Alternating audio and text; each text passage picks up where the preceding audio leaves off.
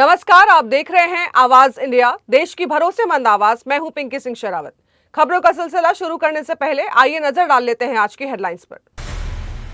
CAPF bill पर शशि थरूर की चिंता, अमित शाह को पत्र लिखकर उठाए अहम सवाल। जेल से आज रिहा होंगे अनंत सिंह, मोकामा में कल रोड शो की तैयारी। दिल्ली वालों को लग सकता है झटका, अगले महीने बढ़ सकती है बिजली की कीमतें। और दिल्ली एनसीआर में बदला मौसम, सुबह बूंदाबांदी और दिन में बारिश के आसार। अब खबरें विस्तार से। संसद में पेश होने वाले सीएपीएफ बिल को लेकर राजनीतिक हलकों में असंतोष बढ़ता नजर आ रहा है। कांग्रेस नेता शशि थरूर ने इस पर सरकार को पत्र लिखा है। उन्होंने सोशल मीडिया प्लेटफॉर्म पर 2 पन्नों का पत्र शेयर करते हुए बताया कि सेंट्रल आर्म्ड पुलिस फोर्स यानी कि जनरल एडमिनिस्ट्रेशन बिल 2026 पर जल्द चर्चा होने वाली है। थरूर ने केंद्रीय गृह मंत्री अमित शाह को पत्र लिखकर सीएपीएफ के पूर्व सैनिकों से मिले सुझाव और चिंताओं को सामने रखा है। उन्होंने सेवा से जुड़े और संस्थागत मुद्दों पर गंभीर चिंता जताई है। थरूर ने सरकार से इन मामलों को गंभीरता से लेने और समाधान निकालने की अपील की है। उनका कहना है कि इन बलों के जवान देश की सुरक्षा में अहम भूमिका निभाते हैं, इसलिए उनकी समस्याओं को नजरअंदाज नहीं किया जा सकता। थरूर ने अपने पत्र में कहा है कि सीएपीएफ देश की आंतरिक सुरक्षा का मजबूत स्तंभ है और इसके सेवा ढांचे में सुधार बेहद जरूरी है। उन्होंने समानता और बेहतर प्रशासनिक व्यवस्था सुनिश्चित करने की जरूरत पर भी जोर दिया। साथ ही गृह मंत्रालय से इन मुद्दों पर तुरंत और गंभीर ध्यान देने की मांग की है। यह बिल सीएपीएफ के प्रशासनिक ढांचे और कार्य प्रणाली में बदलाव से जुड़ा अहम प्रस्ताव माना जा रहा है। ऐसे में पूर्व सैनिकों की मांगों को लेकर बहस और तेज होने की संभावना है। राजनीतिक और प्रशासनिक स्तर पर इस मुद्दे पर चर्चा बढ़ सकती है। मोकामा से जेडीयू विधायक अनंत सिंह की रिहाई का इंतजार अब खत्म हुआ। आज वे पटना के बेउर जेल से बाहर आएंगे। दुलारचंद हत्याकांड में पटना हाईकोर्ट से जमानत मिलने के बाद उनके दोपहर 2 बजे के बाद रिहा होने की संभावना है। जेल से बाहर निकलने के बाद वे सीधे अपने सरकारी आवास जाएंगे, जहां समर्थकों का भारी जमावड़ा रहेगा। उनकी रिहाई को लेकर समर्थकों में जबरदस्त उत्साह देखा जा रहा है और भव्य स्वागत की तैयारियां भी की गई हैं। बेउर जेल और उनके आवास के बाहर बड़ी संख्या में लोगों के पहुंचने की संभावना है।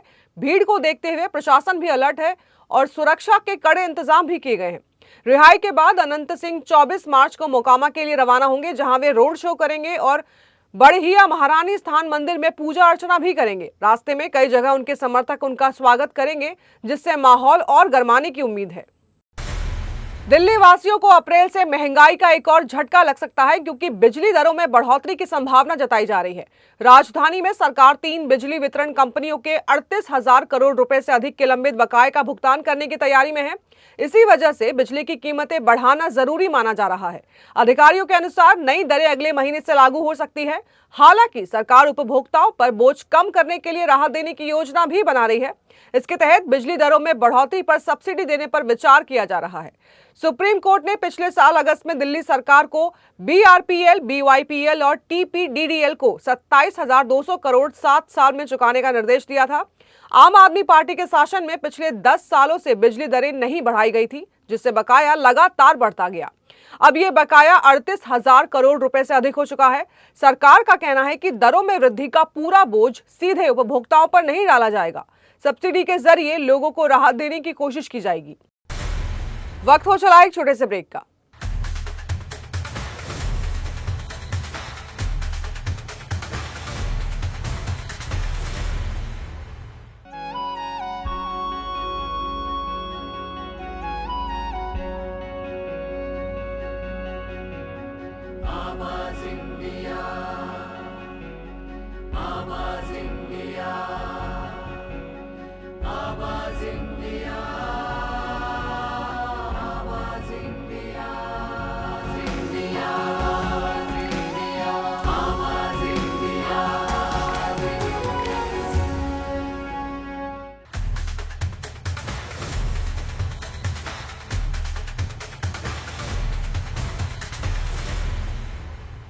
ब्रेक के बाद आप सभी का स्वागत है। बढ़ते हैं अगली खबर की ओर।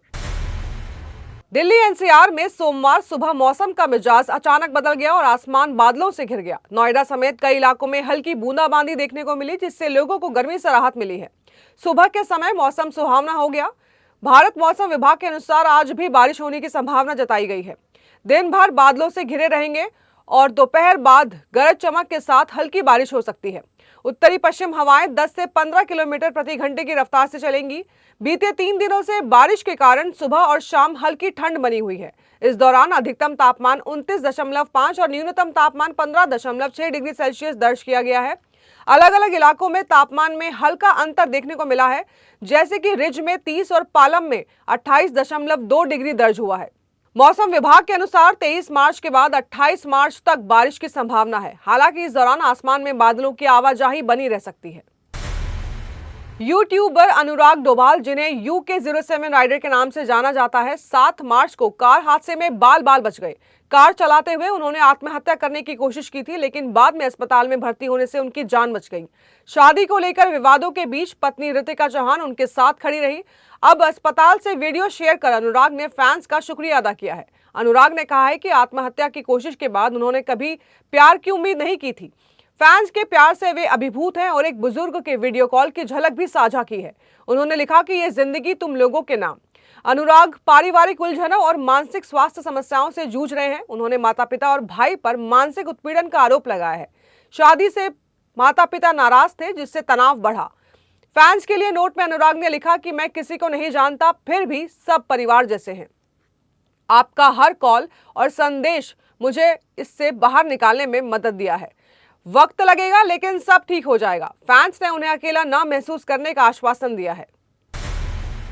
IPL 2026 की शुरुआत से पहले चेन्नई सुपर किंग्स ने 22 मार्च को MA चिदंबरम स्टेडियम में रोर 2026 इवेंट का आयोजन किया। इस खास मौके पर फ्रेंचाइजी ने अपने 2 दिग्गज खिलाड़ियों सुरेश रैना और मैथ्यू हेडन को हॉल ऑफ फेम में शामिल कर सम्मानित किया है। दोनों खिलाड़ी लंबे समय तक टीम का अहम हिस्सा रहे हैं और कई मैचों में जीत दिलाने में बड़ी भूमिका निभाई है। सुरेश रैना ने 2008 से 2021 तक CSK के लिए खेलते हुए 5,529 रन बनाए और टीम के सबसे सफल बल्लेबाज बने। वो 4 बार IPL खिताब जीतने वाली टीम का हिस्सा रहे हैं और चिन्ना थाला के नाम से मशहूर है। रैना ने कई मौके पर कप्तानी भी संभाली है और टीम को मजबूती दी है। वहीं उनके योगदान को देखते हुए फ्रेंचाइजी ने उन्हें ये खास सम्मान दिया।